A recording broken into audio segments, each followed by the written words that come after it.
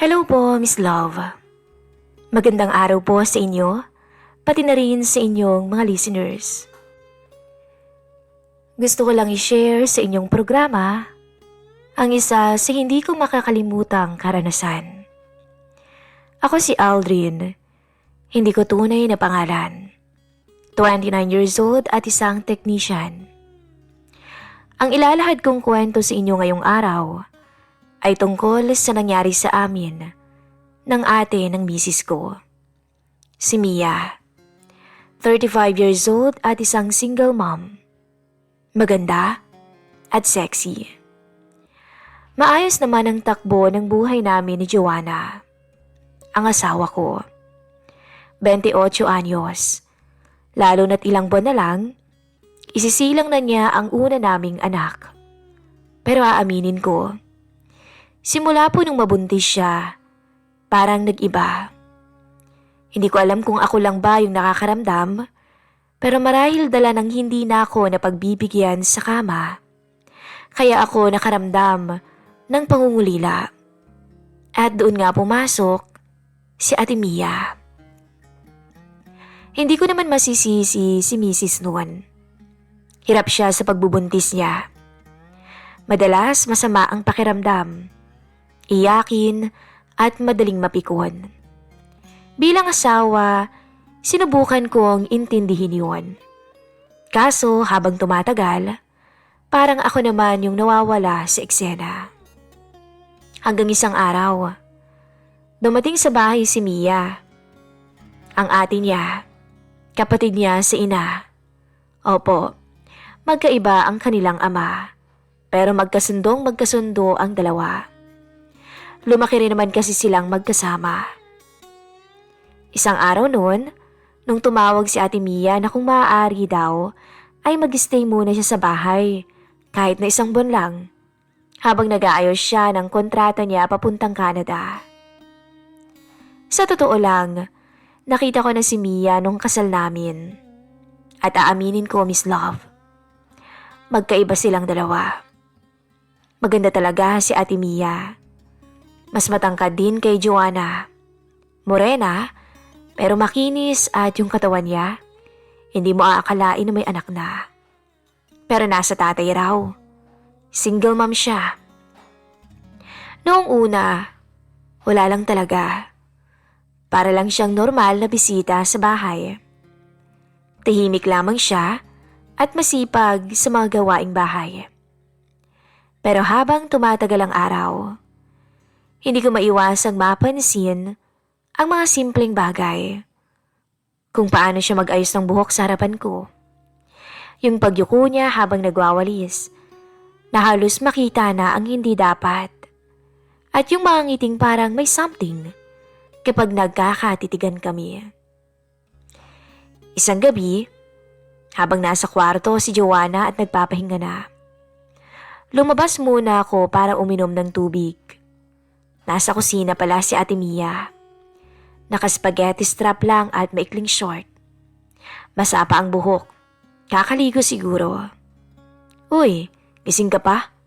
Tanong ko sa kanya. Hindi pa antok eh. Mainit kasi. Sabay ngiti niya.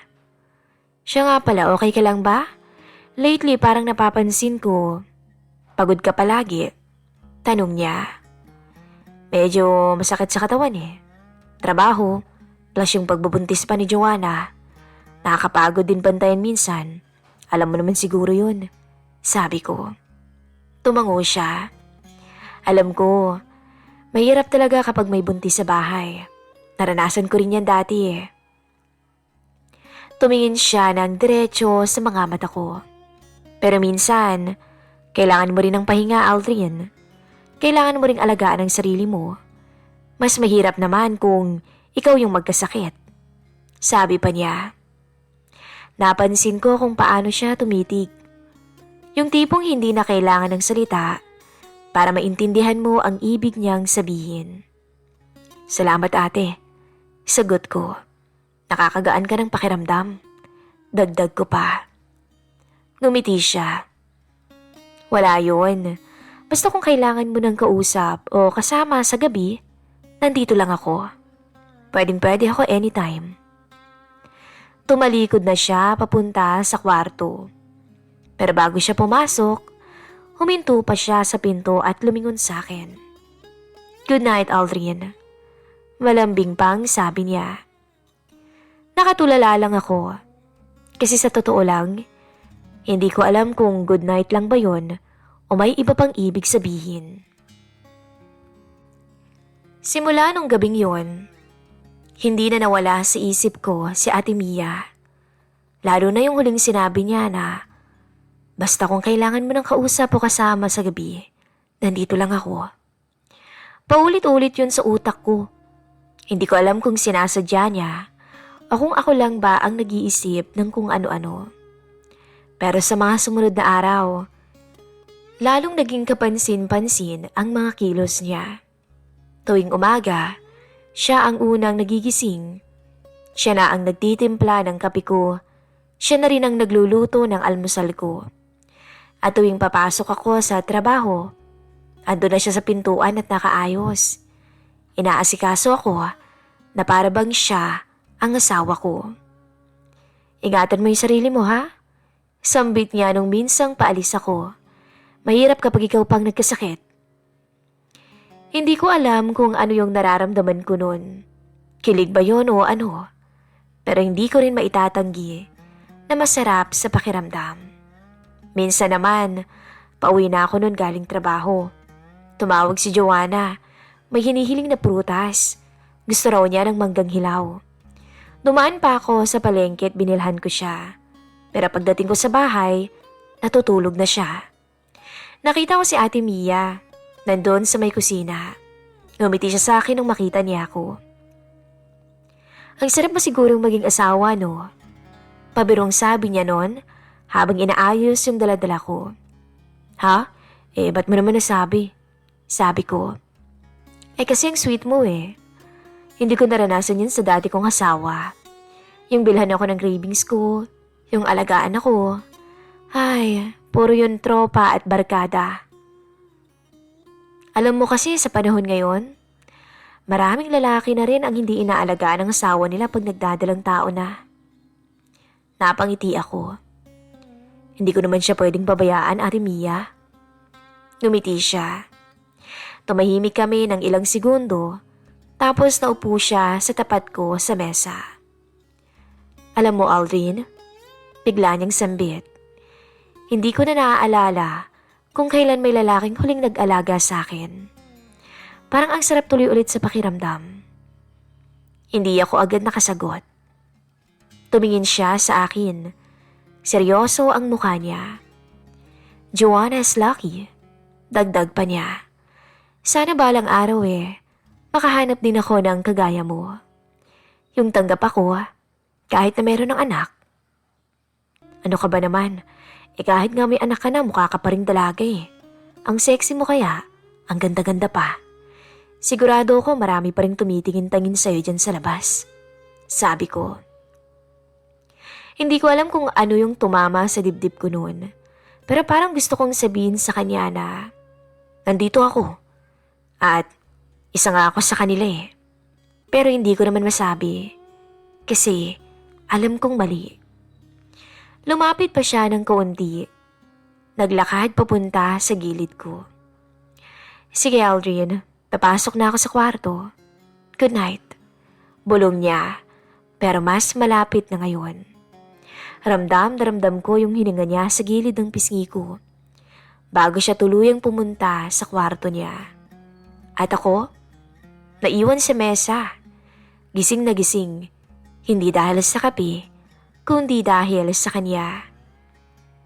Simula nung gabing yon, parang may nabuksan na pinto sa pagitan naming dalawa. Hindi man kami nag-uusap ng direkta tungkol doon, pero mula sa simpleng tinginan at mga biro, alam kong pareho naming nararamdaman ang kakaibang tensyon. Pag-uwi ko galing trabaho isang gabi, madilim noon ang buong bahay. Akala ko tulog na yung dalawa. Tahimik lamang akong naglakad papuntang kusina para uminom muna ng tubig. Nang mapansin kong may liwanag galing sa may sala. Lumapit ako roon at nakita ko si Ate Mia. Nakahiga sa may sofa, naka-short at sando, nanunood ng pelikula sa TV. Napalingon siya nang marinig niya yung mga yabag ko. "Uy, gising ka pa?" Tanong ko sa kanya. "Oo, nagpapaantok. Nag-ayos kasi ako ng papeles kanina." Sagot niya sabay bangon ng upo. "Ikaw, gabi ka na." Tanong pa niya. "Nalate ako ng uwi inabutan ng overtime." Sagot ko habang lumapit sa upuan sa gilid niya. "Gusto mong manood muna?" Tanong niya habang pinapapwesto ako sa tabi niya. "May Netflix akong nilagay dyan. Mas maganda kaysa sa cable." Umupo ako. Tamang distansya lang sa pagitan naming dalawa. Pero ramdam ko pa rin yung init ng katawan niya kahit na hindi kami magkadikit. "Kumusta si Joanna?" Tanong ko habang nakatingin sa screen ng TV. "Tulog na siguro. Napagod din yun Medyo matamlay kasi kanina. Masakit daw yung likod at balakang kaya hinilot ko." Tumango ako. Ganun talaga pag buntis. Maraming pagbabago sa katawan. Dagdag pa niya. "Oo nga Sagot ko habang umiinom ng malamig na tubig. "Pero kaya naman niya yun. Matibay yun Kilala ko siya." Sabi ni Ate Mia. Tumahimik ulit kami. Hanggang sa maya-maya, bigla siyang sumandal sa sandalan ng sofa, yung medyo humilig pa sa direksyon ko. "Alam mo, Aldrin, may sasabihin ako sa'yo. At alam kong papabor yun sa'yo kung gusto mo." "Ano naman yun?" Tanong ko. "Gusto mo ba? Ako muna yung pupuno sa pangangailangan mo. Hindi ako nagbibiro.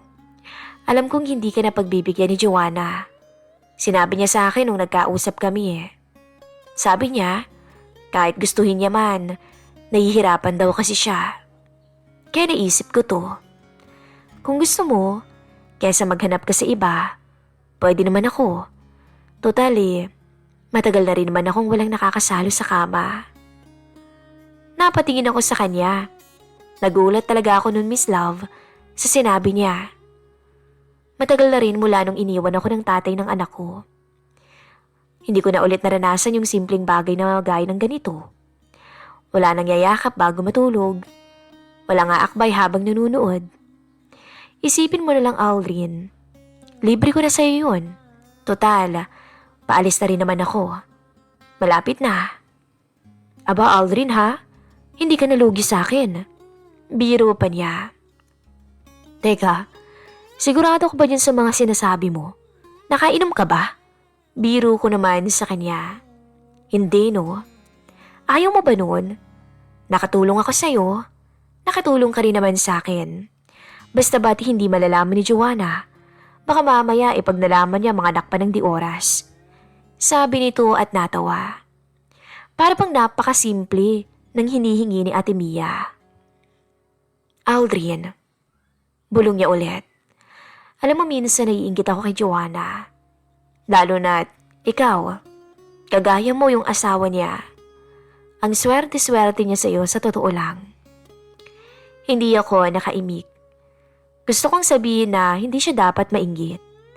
Pero alam ko sa loob ko, parte ng sarili ko, natutuwa sa naririnig ko. Ate, mahina akong tawag. Huwag ka namang magsalita ng ganyan." Ngumiti siya. "Sorry, hindi ko sinasadya." Tumahimik ulit kaming dalawa. Pero yung katahimikan namin, para bang punong-puno ng sinasabi. Wala nang ibang tunog kundi ang mahina at dramatic na background music mula sa palabas sa TV. Maya-maya, marahan siyang gumalaw. Bagyang nilapit ang paa niya sa binti ko. Hindi naman ako umiwas. Napansin ko rin na bahagya siyang nanginginig. O baka naman ako lang yung nanginginig sa dami ng iniisip ko. Alam kong hindi tama, Aldrin. Alam kong mali. Sabi niya sa isang malalim na buntong hininga. Pero minsan, mahirap pigilan yung sarili mo kapag matagal ka ng sabik sa lambing. Napatingin ako sa kanya. Kita ko yung lungkot sa mga mata niya. Yung lungkot na matagal nang iniinda. Dahil baka ayaw niya lang magmukhang mahina sa iba. Gusto kong sabihin na naiintindihan ko siya. Gusto kong sabihin na hindi ko rin alam kung bakit pero parang gusto ko talaga yung suggestion niya kahit nalabag sa konsensya ko. Lumapit pa siya ng kaunti. Ngayon ay magkadikit na ang balikat namin. Tahimik pa rin ang paligid. Tumingin siya sa screen. Pero ramdam kong nag-aantay siya kung ano ang gagawin ko. Dahan-dahan akong lumingon o nilingon ko ang mukha niya. Napansin ko yung liit ng pagitan ng mukha namin. Na para bang isang hingahan na lang, pwede nang may mangyari. Maya-maya bigla siyang tumayo. Nilagay ang dalawang kamay sa bewang niya at huminga ng malalim. Pasensya ka na, Aldrin ah. Hindi ko dapat sinasabi to. Sambit niya. Nakakahiya. Baka mamaya kung ano pang isipin mo sa akin. Tumayo rin ako. Ate, hindi mo naman kailangan mahiya eh. Huminto siya. Dahan-dahang lumingon pabalik sa akin. Hindi ko alam kung anong meron, Aldrin. Pero sana, huwag mo akong husgahan dahil lang sa mga sinabi ko ha.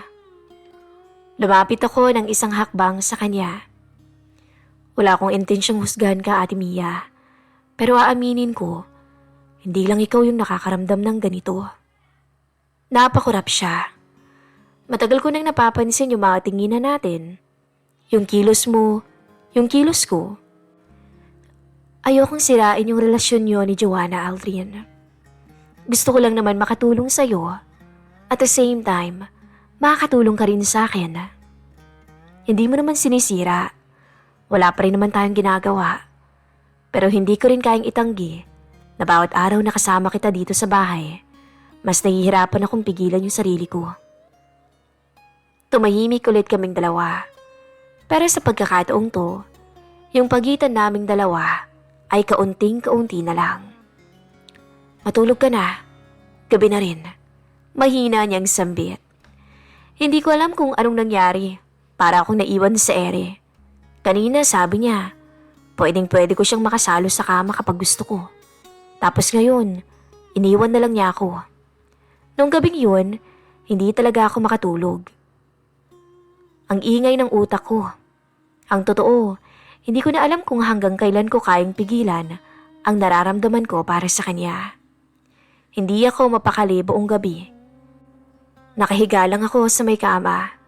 Nakatitig sa may kisame. Tahimik na ang buong bahay pero ang isip ko, punong-puno ng tanong na, susubukan ko bang maging tapat o bibigay na ako sa tukso kay ate? Ilang beses akong pumikit pero laging bumabalik ang mukha ni Ate Mia. Yung tingin niya, yung sinabi niyang pwede ko siyang makasalo sa kama, hindi ko yun makalimutan. 2:00 ng madaling araw. Tumayo ako, dahan-dahan. Tinungo ko ang banyo para umihi. Dumaan ako sa tapat ng kwarto ni Ate Mia. Bukas ang pintuan niya at nakaawang. Tinignan ko yun. Maliwanag yung lampshade. Nakaupo siya sa may kama niya, nakatalikod mula sa akin, at tila hindi rin makatulog. Nakasuot lang siya ng manipis na sando at malawag na short. Mahabang buhok niya na marahan niyang sinusuklay gamit ang mga kamay niya. Kumatok ako ng mahina. Lumingon siya at napangiti ito nang makita niya ako. Hindi ka patulog? Tanong niya. Hindi rin ako mapakali. Ikaw ba? Ganun din. Dahan-dahan akong pumasok sa kwarto. Hindi naman niya ako pinigilan. Sorry kung nabulabog kita. Bulong ko habang nauupo sa gilid ng kama. Hindi naman. Hindi mo naman kailangang humingi ng sorry eh. Tumingin ako sa kanya. Mula sa likod, kita ko ang guhit ng balikat niya. Ang banayad na galaw ng dibdib niya habang humihinga. Lumapit pa ako ng kaunti. Ate Mia, tawag ko sa kanya. Yung sinabi mo ba kanina, paano kung gusto ko? Alam mo naman 'di ba, mula nung mabuntis si Joanna, wala na. Hindi pa rin ba nagbabago yung isip mo? Tanong ko. Lumingon siya. Matagal kaming nagkatitigan. Walang salita, pero alam namin ang susunod. Payag ka na ba? Dahan-dahan akong tumango at doon ay tuluyan siyang napangiti. Basta sa atin lang. Ayokong masaktan si Joanna. Ilang saglit lang, nagtagpo ang labi naming dalawa. Maingat at mabagal lamang. Para bang sinisigurado namin na pareho naming gusto to. At nang hindi na niya inalis ang kamay niya sa batok ko, alam ko, bumigay na kami. Hindi yun yung tipong marahas. Hindi rin madalian.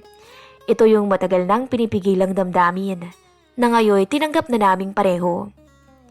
Hinawakan niyang mukha ko. Hinaplos ko naman ang likod niya. Sa mga segundong yon, nakalimutan ko si Joanna. Nakalimutan kong buntis siya. Ang alam ko lang, may taong matagal lang nauuhaw sa lambing at parehas naming pinupunan ang pangangailangan ng isa't isa. Napahiga na kami nun sa kama. Mahinang huni na lamang ng electric fan ang maririnig. Pero sa loob-loob ko, parang sasabog ang dibdib ko sa lakas ng kabog. Minsan bumulong pa siya. Sigurado ka na ba talaga, Aldrin? Hindi na ako sumagot. Ang sagot ko na lamang ay tanging halik sa leeg niya. Damang-dama ko yung init at ang mabilis na tibok ng puso niya. Ang bawat haplos at paghinga ay mas nagpalalim ng koneksyon naming dalawa. Hindi ko alam kung ilang minuto kaming nasa ganung sitwasyon. Basta ang alam ko, nung matapos yun, pareho kaming tahimik, nakahiga at parehas nakatitig sa kisame. Paano, Aldrin? Okay ka na ba? Hindi ko alam eh. Sagot ko. Sabay tumayo ako at nagbihis na. Siguro, meron pa namang susunod, di ba? Tanong ko. Natawa lamang siya. Pwede pa naman. Hanggat nandito pa ako, di sulitin mo na. Basta ba hindi malalaman ni Joanna, ha? Oo naman, ate. Alam mo namang mahal ko siya, di ba? At alam ko naman kung anong meron tayo. Ang hangganan natin. Tumango ako at ganun din siya. Kinabukasan din normal ang kilos naming dalawa. Para bang walang nangyari. Para bang hindi kami tumawid sa maling linya. Pero sa bawat sulyap, bawat ngiti, parehas kaming may tinatagong sikreto. Si Joanna, wala siyang kamalay-malay. Nakangiti habang kinukumusta ang anak namin sa tiyan niya. Isang linggo bago umalis si Ate Mia, 3 beses pang naulit na may nangyari sa amin, Miss Love. Talagang sinulit ko na rin ang mga natitirang oras niya dito. Dahil alam ko sa oras na makaalis na siya, balik na ako sa dati. Gabi noon, tulog si Mrs. Kakarating ko lang galing trabaho. Ito na yung huling gabi ni Ate Mia dahil bukas ay aalis na siya. Naligo muna ako at humiga sa tabi ng asawa ko. Naalimpungatan pa to at napatingin sa akin. Tsaka ngumiti at niyakap ako. Bandang 1:00 ng madaling araw nung bumangon ako. Dumiretso ako sa kwarto ni Mia. Oh, kala ko di ka na pupunta eh. Pwede ba yun? Last na eh. Ikaw talaga. O basta, huwag kang gagawa ng kalokohan sa iba. Okay na yung ako lang. At least, alam ko safe ako. Naku, lagot ka sa akin kapag napaiyak mo si Joanna. Sabi pa niya. Kau naman hindi naman mangyayari yan. O ano, baka magising pa yun. Di ka na. Wika niya at agad na lumapit ako sa kanya at diretso halik na. Wala nang salita. Hanggang sa muling may nangyari sa amin. Hingal kaming pareho pagkatapos. At kinabukasan nga, maaga pa lamang gising na si Ate Mia. Nagpapaalam na kay Mrs. Pati na rin sa akin. Yumakap siya kay Mrs. at yumakap din siya sa akin. Pero bumulong muna siya sa akin. Sabay sabing, "Salamat, Aldrin, ha." Pero yung Sinabi ko sa'yo, huwag kang gagawa ng kalokohan sa labas. Wika nito tapos ay ngumiti. Napakamot na lamang ako ng ulo. Ate, ingat ka ha. Wika ni Mia habang pasakay na ito ng taxi. Tapos kumaway na to sa amin. Isa lang ang nasa isip ko noon matapos siyang umalis. Ano kayang mangyayari kapag nagkita kami ulit sa pagbalik niya? Ganun pa kaya? Ganun pa rin kaya? Mauulit pa kaya? Yan ang mga tanong sa isipan ko hanggang ngayon. Ako si Aldrin at ito po ang aking tunay na karanasan. Hindi naman ako proud, pero yun ang totoo. Salamat po pala Miss Love sa pag-share ng maiksing kwento ko sa inyong programa. Nagmamahal, Aldrin. Hanggang dito na lamang po ang istoryang ibinahagi sa atin ni Mr. Aldrin. Maraming salamat po sa pagbahagi ng inyong kwento. At sa mga nais magkomento sa ating napakaswerteng sender, wag pong mahihiya at mag-comment down below. Maraming salamat po. Hanggang sa muli, ako po ang inyong lingkod, Miss Love.